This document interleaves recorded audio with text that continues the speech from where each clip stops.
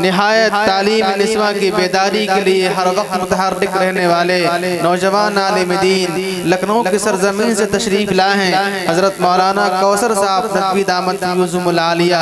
इंशाअल्लाह उनका कीमती खिताब होगा। अल्हम्दुलिल्लाहि रब्बिल आलमीन वस्सलातु वस्सलामु अला सय्यिदिल मुरसलीन मुहम्मदिन व आलिहि व सहबिहि अजमईन व मन तबिअहुम बि इहसानिन इला यौमिद्दीन, अम्मा बअद। अऊज़ु बिल्लाहि मिनश शैतानिर रजीम, बिस्मिल्लाहिर रहमानिर रहीम।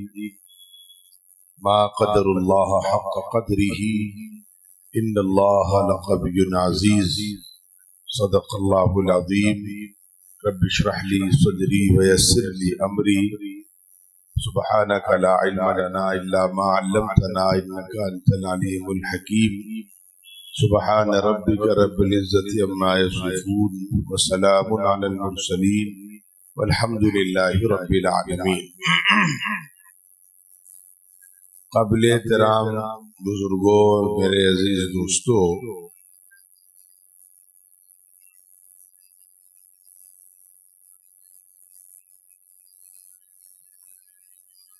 हज़रत मौलाना ने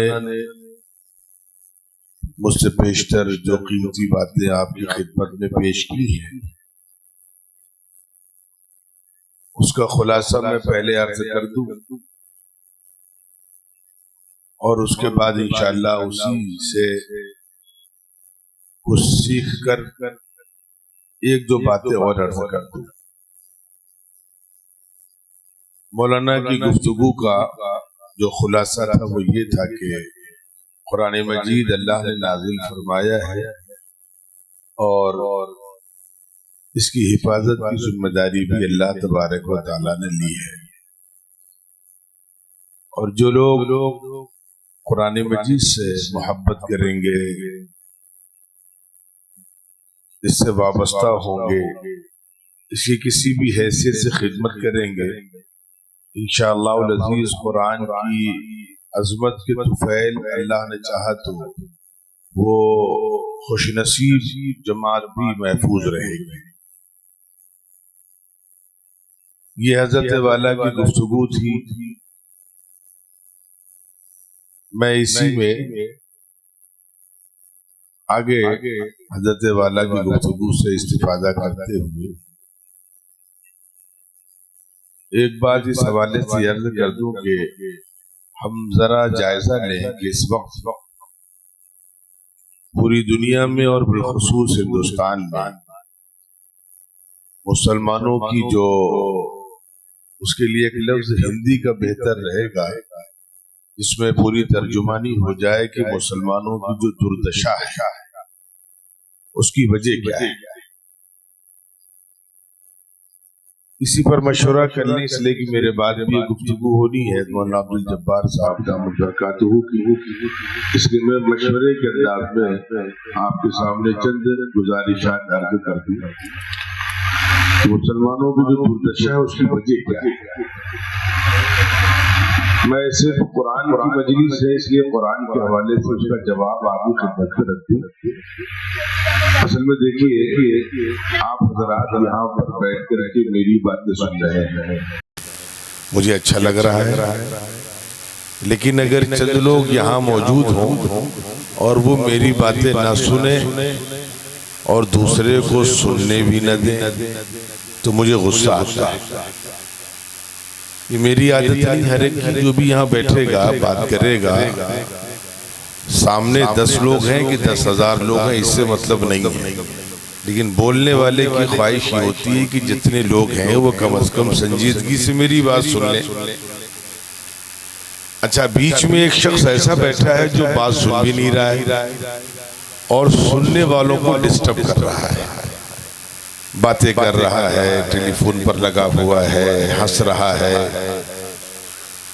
तो अब आप खुद बतलाइए कि जो एक शख्स पूरे मजमे को डिस्टर्ब कर रहा है उसके हवाले से बोलने वाले के जहन में कैसा तसव्वुर होगा कि भाई इससे अच्छा तुम यहाँ से चले जाओ। अब आप बताइए कि मैं अपनी बात कहूँ, मैं गुनाह का एक मुजस्समा, गुनाहों में डूबा हुआ इंसान, मैं अपनी इतनी हैसियत समझता हूँ कि मेरी बात सुनी जाए। तो अब आप बताएं कि अल्लाह रब्बुल इज्जत जो साहिब जलाल और साहिब इकराम है, क्या अल्लाह ताला नहीं चाहते कि मैं जो हुक्म दे रहा हूँ, जो पैगाम भेज रहा हूँ, मेरा पैगाम सुन तो लो कम से कम अल्लाह के बंदो। फिर अल्लाह का नजरिया वही होता है जो हमारा होता है। मुसलमान इस वक्त जिस दौर से गुजर रहा है, कुरान के हवाले से न तो खुद पढ़ रहा है, न समझ रहा है, न दूसरों को समझने दे रहा है, बल्कि रुकावट बन रहा है। तो अल्लाह तबारक व तआला ऐसी कौम को कभी पसंद नहीं फरमाते। साउथ इंडिया की एक खातून जो मोटिवेशनल स्पीकर थी, जिसे मुसलमानों से सख्त तरीन नफरत थी, उसने कुरान मजीद का मुताला शुरू किया कि इसमें कुछ कमियां तलाश करते हैं। उसका अंग्रेजी ट्रांसलेशन लिया उसने, और उसने कुछ मुस्लिम माहिरीन से राब्ते किए, और पढ़ते पढ़ते अल्लाह का करम हुआ, अल्लाह की तौफीक की मुसलमान हो गई। जब मुसलमान हो गई तो वो हज कर उम्रा करने गई। वो खातून, वो वीडियो यूट्यूब पर पड़ा हुआ है, उम्रा करने गई और हरम शरीफ के सहन में खड़े होकर के उसने वीडियो बनाई, और वीडियो बना करके उसने दुनिया के सामने कुरान को लेकर के मुसलमानों से एक शिकवा किया कि तुम्हारे पास दुनिया की इतनी कीमती नेमत है, तुम ना इसकी कदर करते हो, ना इसको समझते हो, और ना दुनिया के लोगों तक पहुंचाते हो। तो इस वक्त जब मैंने एक मिसाल दी, उस मिसाल से बात समझाने की कोशिश कर रहा हूँ कि अल्लाह तबारक व तआला की नज़र में मुसलमानों का क्या मसला है कि मुसलमान रुकावट बन रहा है। दुनिया में याद रखिएगा कि अल्लाह तबारक व तआला हमारा मोहताज नहीं है, हम अल्लाह के मोहताज हैं। इस वक्त दुनिया में हालात बहुत नाजुक हैं, लेकिन आप माशाल्लाह संजीदगी से बातें सुन रहे हैं। तो मैं एक चीज अर्ज कर दूं कि साइंसी तरक्कियात हैं, नई नस्ल को बहुत कुछ सोचने पर मजबूर कर दिया है।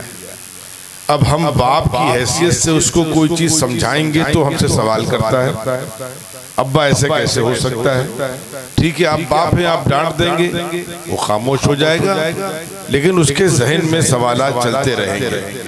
ये जो साइंसी तरक्कियात है, इसमें दुनिया में इस वक्त एक काम बड़ी तेजी से चल रहा है, और यूट्यूब उसका बहुत बड़ा सबूत है कि एक तबका दुनिया में ऐसा पैदा हो रहा है, अल्लाह ताला हिफाजत फरमाए, मुसलमान भी उसका शिकार हो रहे हैं, लेकिन एक बड़ा तबका दुनिया में ऐसा पैदा हो रहा है जो मजहब से दूर हो रहा है।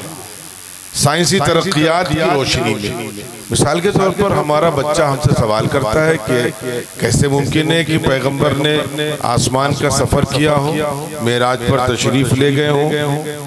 आपने कह दिया, उसने सुन लिया, लेकिन वो साइंस की रोशनी में समझना चाहता है क्या ऐसा पॉसिबल हो सकता है।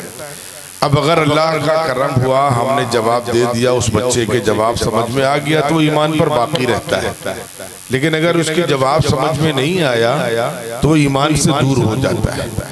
तो इस मामले में, इस बीमारी में मुसलमानों की तादाद अभी ज्यादा नहीं है, लेकिन गैरों की तादाद ये है कि वो मजहब बेजार हो रहे हैं। उनके ज़हन में तसव्वुर आ रहा है कि नहीं, कोई खुदा नहीं है, कोई गॉड नहीं है, कोई अल्लाह नहीं है, कोई क्रिएचर नहीं है। और उसका अगर सबूत, सबसे ताज़ा तरीन सबूत आपको चाहिए तो अभी आपने देखा कि अमेरिका में जो आग लगी है, पूरा पूरा शहर अल्लाह ने जलाकर खाकिस्तर कर दिया है। तो उसमें एक रिपोर्ट आई थी कि आग लगने से कुछ अरसा पहले वहाँ पर दुनिया की बड़ी मशहूर शख्सियतें जमा हुई। वो हॉलीवुड का शहर है जहाँ दुनिया के वो हजरात जो दुनिया के लिए आइडियल है बैर के, वो वहाँ जब जमा हुए, और जमा होने के बाद एक हॉल में, जिस तरह आप यहाँ बैठे हैं, वो उनका हाल उसी शान शौकत के साथ था। उन्होंने एक मसले पर वोटिंग कराई, और सब दुनिया के पढ़े लिखे लोग हैं जिनकी दुनिया नकल करती है। वो जैसा कपड़ा पहन ले दुनिया वो कपड़ा पहनती है, वो जैसे बाल कटा ले दुनिया वैसे बाल कटाती है, वो जैसा घर बना ले दुनिया वैसा घर बनाती है, उस जिस गाड़ी पर सफर कर ले वो गाड़ी दुनिया में सबसे महंगी गाड़ी हो जाती है। ऐसे लोग जमा हुए लॉस एंजलिस मजलिस और वहाँ पर वोटिंग हुई। वोटिंग ये हुई और उसमें सारी मशहूर शख्सियतें हैं। एक खातून है जो तकरीबन बरहाना है, वो निज़ामत कर रही है, एंकरिंग कर रही है, प्रोग्राम को होस्ट कर रही है। वो उस प्रोग्राम में एक सवाल करती है कि भाई जितने लोग यहाँ पर बैठे हैं, दुनिया के चुनिंदा लोग हैं, वो ये बतलाएं कि क्या ये दुनिया खुद बन गई है या इसको किसी ने बनाया। मैं तो सैकड़ों आपको सबूत दे सकता हूँ, लेकिन एक ताज़ा सबूत दे रहा हूँ। अभी जो आग लगी है उसको लेकर कि दुनिया खुद बनी है या इसको कोई पैदा करने वाला, कोई बनाने वाला, कोई खालिक, कोई मालिक, कोई चलाने वाला है या नहीं है। तो वहाँ 100% जो वोटिंग हुई वो इसके खिलाफ गई। सबने कहा नहीं, इस दुनिया का कोई पैदा करने वाला नहीं, दुनिया खुद बन गई है। और मैं यहाँ पर नाम लेना नहीं चाहता, आप हजरात बाद में मुझसे नाम पूछ लीजिएगा। ये मुकद्दस स्टेज है, इसकी हुर्मत है, उसको सामने रखते हुए हिंदुस्तान के फिल्मी दुनिया के एक बड़े मशहूर शख्स जो मुसलमान है इत्तेफाक से, फिल्मी दुनिया की बड़ी मशहूर शख्सियत जो मुसलमान है, वो भी कह रहे हैं कि नहीं कोई खुदा नहीं है। बड़े मजाक के अंदाज में कह रहे हैं। तो अब मैं आपके सामने जो नई जनरेशन है, नई नस्ल है, वो किस रुख पर जा रही है वो सामने रख रहा हूँ कि जो साइंसी तरक्कियात है उसमें एक मसला तो ये हुआ कि वो मजहब बेजार, मजहब से दूर हो रहे हैं। अल्लाह कह रहे कि इसमें मुसलमान ज्यादा न शामिल हो। कुछ नई नस्ल वो मुसलमान बच्चे अल्लाह ताला हिफाजत फरमाए जिनका दीन से, दीनी माहौल से, दीनी किताबों से, मस्जिदों से, मदरसों से, मकातिब से कोई ताल्लुक नहीं है, वो तो शिकार हो रहे हैं, लेकिन एक बड़ी तादाद महफूज है। तो दुनिया में तेजी से एक नया माहौल ये पैदा हो रहा है मजहब बेजारी का। उसका दूसरा फायदा क्या हो रहा है वो समझिए। हम खानदानी मुसलमानों के लिए एक मसला है, लंबी बात नहीं कर रही, मुख्तसर मजमा है और रात वाक़तन सर्द है और मेरे बाद भी एक कीमती गुफ्तगू होनी, इसलिए बस बात कुरान के हवाले से उसको खुलासे के तौर पर अर्ज करके जुदा हो जाऊंगा आपसे कि दुनिया में अब जो इस अंदाज से चीजें चल रही हैं उसमें नई जनरेशन के जहन में सवाल पैदा हो रहा है कि क्या अल्लाह मियां है, क्या जन्नत है, क्या जहन्नम है, आखिरत है या नहीं है, कि खाली हमने सुन रखा है। ये सवालात पैदा हो रहे हैं। अब आप आ जाइए, हम जब नाकदरी करते हैं तो अल्लाह कहाँ से काम लेता है कि साउथ इंडिया में खातून को अल्लाह ने ईमान की दावत, ईमान की तौफीक अता फरमाई। यूरोप में अगर आपके अजीज अकरबा हो, और आजकल गांव-गांव के लोग हैं, मैं ये नहीं कह रहा सोशल मीडिया पर ईमान लाइए, यूट्यूब पर, बिल्कुल नहीं। मेरे तो बहुत से अजीज हैं, बहुत से दोस्त हैं अमेरिका में, कनाडा में, लंदन में। मेरा सगा मामूजाद भाई वाशिंगटन में है, वो बतलाता है कि भाई बड़ी तेजी से यूरोप में इस्लाम फैल रहा है। अच्छा, वो दलील देता है, वो कहता है जब मैं 15 साल पहले, 20 साल पहले यूरोप गया था तो वहाँ 40-40 किलोमीटर की दूरी पर मस्जिदें होती थी, और आज अल्लाह का शुक्र है कि हर 5-6 किलोमीटर पर हमको मस्जिद मिल जाती है। मस्जिदें इतनी तेजी से बढ़ रही हैं, वजह क्या है? वजह मुसलमान नहीं है, वजह कुरान मजीद है कि उनके जहनों में जब ये सवालात आते हैं और वो सवाल लेकर अपने किसी मजहबी शख्स के पास जाते हैं और उनका मजहबी शख्स उनको इन सवालात का इत्मीनान बख्श जवाब नहीं दे पाता है, तो वो कभी इत्तफाकन अगर मुसलमानों से टकरा जाते हैं और कुरान उनको मुकम्मल तौर पर बताता है, दलाइल की रोशनी में समझाता है कि नहीं, ये दुनिया खुद नहीं बनी है, इसका बनाने वाला कोई है। कुरान उनके सवालात, उनके शुक्कों को, शुबहात को दूर करता है, वो तेजी से इस्लाम कबूल कर लेते हैं। इसलिए मेरे अजीजों, मैं बैरके मुख्तसर इतनी बात मैंने जो अर्ज की थी उसको यहाँ समेट रहा हूँ और आगे अपने लिए एक लम्हे फिक्रिया है कि इस वक्त जो मुसलमान दुनिया में या हिंदुस्तान में जिसकी जो दुर्दशा हो रही है, उसमें खतरा ये है कि ऐसा न हो कि दूसरे लोगों को अल्लाह तबारक व तआला तौफीक दे दे और हम खानदानी मुसलमानों को जो रुकावट बनने अल्लाह ताला रास्ते से हटा दे। चुनांचे यहाँ पर जितने लोग बैठे हैं, मैं आपके सामने लेकिन आपको खिताब किए बगैर एक सवाल कर लूं। अच्छा, हमारा ईमान है कुरान अल्लाह की किताब है, ये हमारा ईमान है, और ये भी हमारा ईमान है कि जो कुरान याद करेगा वो जन्नत जाएगा, और ये भी हमारा ईमान है कि उसके माँ बाप भी जन्नत जाएंगे। बस खाली सवाल करके बात मुकम्मल करनी है। चलिए आपसे नहीं करता, मैं शहर लखनऊ को सामने रख करके जहाँ मेरा घर है, नया घर, उस एतबार से कर लूँ। तो अगर ये हमारा वाकतन ईमान है, ये कुरान अल्लाह का कलाम है, तो हम अपना बच्चा क्यों नहीं देते मदरसे? जन्नत चाहिए, हाँ चाहिए तो बच्चा दो मदरसे में। नहीं वो मौलाना तुम ले लो।